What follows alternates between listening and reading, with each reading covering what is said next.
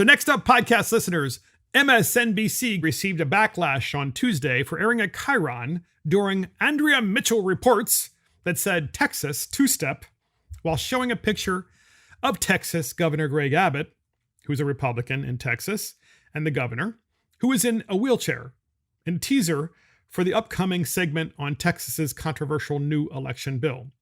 So MSNBC received a backlash on Tuesday for airing on the chyron during Andrea Mitchell reports that said the Texas two-step while Greg Abbott was sitting in his wheelchair. Obviously, it is very disrespectful to the governor of Texas. And so all these individuals are coming back at MSNBC and complaining, and others, like Hot Air's Ed Morrissey, I think it's a podcast, gave the network the benefit of the doubt that perhaps it didn't realize how the chyron would translate, but he added sarcastically, dude. So what the hell is this, MSNBC, did they say? Making fun of Greg Abbott, Texas, because he can't walk?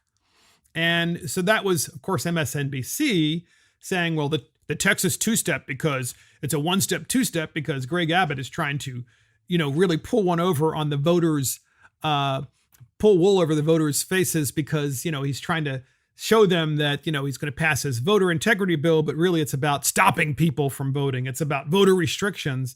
And so then they use the term Texas two-step and show the governor in a wheelchair because of the fact that he can't walk. So Abbott, here's the background on this, just so you understand. And podcast listeners, I didn't know this myself. I did not know this myself. Governor Abbott was 26 years old and had recently graduated from law school in 1984 when he was struck by a large oak tree during a jog that cracked and fell on his back, leaving him paralyzed from the waist down. I didn't know that. Through this experience, Governor Abbott learned that our lives aren't defined by our challenges, his office wrote of the governor's accident. Instead, we define our lives by how we respond to those challenges. His triumph over tragedy shows that Governor Greg Abbott doesn't back down from challenges, but uses his lessons and perseverance to overcome them. Abbott has previously faced attacks from liberals for being in a wheelchair. Can you imagine? During the 2014 gubernatorial race, his Democrat opponent, Wendy Davis, aired an ad that opened with an image of a wheelchair and then criticized Abbott for allegedly not doing enough to help other victims, despite himself receiving a large monetary settlement after a falling branch paralyzed him. Abbott has been a frequent target of the media during the pandemic. In March, he was ripped by pundits, including MSNBC's anchors, for completely reopening Texas and lifting its mask mandate. MSNBC anchor Stephanie Ruhle wondered on air if states like Texas should face consequences for not following the CDC, asking, should they get access to, let's say, emergency federal help if they end up with a spike in cases or hospitalizations down the road?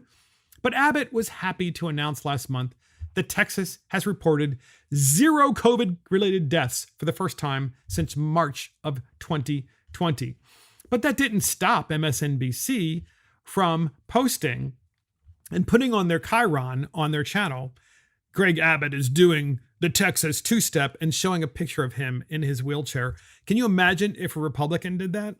I mean, it would just be something that would be unsustainable for the Republican. They might even have to resign because of the cancel culture of, and let's face it, it is crossing the line because this governor has really done a great job in the state. It's a highly complicated state to govern. It's a massive state. It's bigger than most countries. I think it's one of the largest economies in the world. And yet that's all MSNBC can do. And why, ladies and gentlemen, are they doing it? Because it's all about stopping voter integrity. That's all they care about. The Democrats want so badly to flip the state of Texas and to permanently flip the state of Georgia and to permanently flip the state of North Carolina and to flip the state of Florida because they want complete and utter control.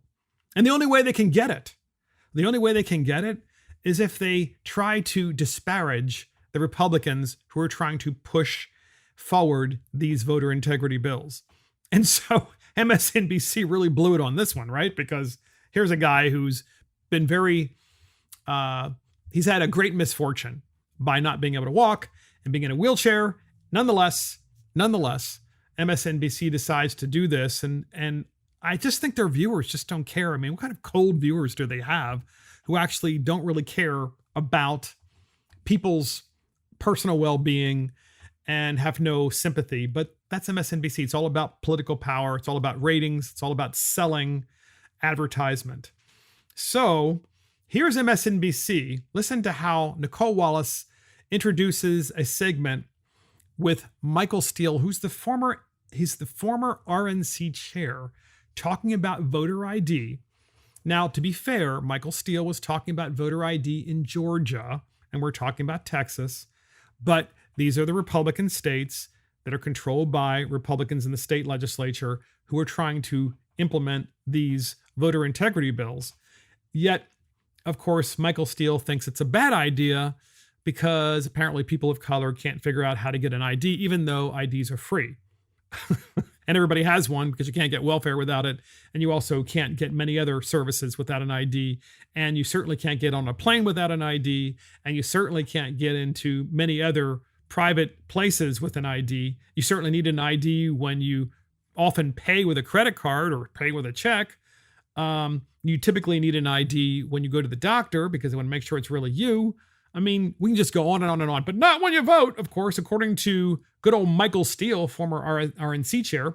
So here he is on MSNBC and Nicole Wallace. Here we got it. You can start with the question to the party. So what the hell are you afraid of? You know, if you put out good candidates, you put out a strong message, you have principles and policies that align with where America is. Why do you need to rig the system so you can win? And as we've already seen from the 2018 election, rigging the system doesn't get you the win. Yeah, there you go. So rigging the system. So voter ID, according to the infamous Michael Steele, is rigging the system. So not knowing who is actually voting, whether it is by mail or whether it's through the whole ballot harvesting fiasco, or whether just showing up at, I don't know, a half a dozen or more election precincts in any given week and voting on behalf of others in person because no ID is required. That would be pretty easy to do, ladies and gentlemen. In fact, it would be the easiest thing ever to do because you just go to election precincts where you clearly don't know anyone. So in another county, you go to 10 election precincts over the course of the early voting period, even the voting day of voting. You vote in person, and all they want to know typically is, what is your address and what is your name? And obviously, it's pretty easy to ascertain or cheat or steal that information from others that you know aren't going to vote. Or even if you know they're going to vote, you could potentially just vote in their stead and they wouldn't even know until they showed up. Does this happen in the United States? Of course it does, in those areas that don't have voter ID. You know it and I know it. But of course, MSNBC could care less because, and certainly Michael Steele doesn't care because it's rigging. So Beto O'Rourke has a stop in Wichita Falls, Texas this weekend for his voting rights tour.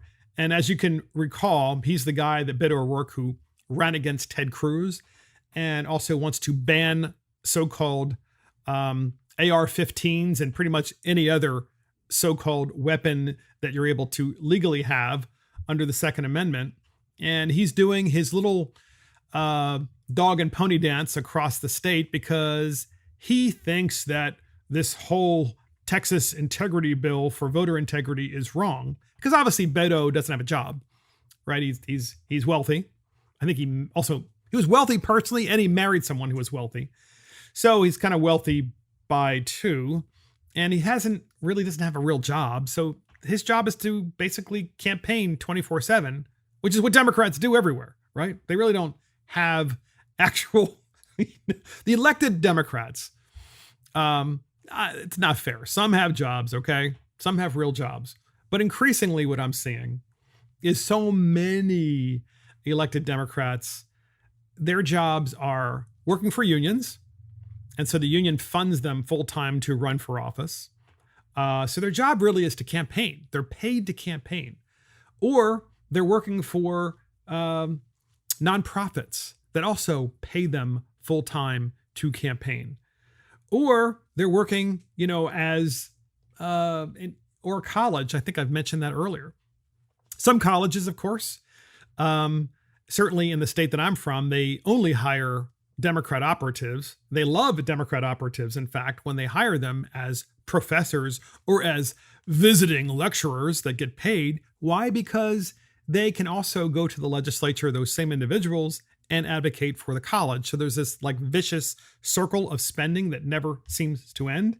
And so whenever we wonder why Democrats like spending so much, that's why it just works so well.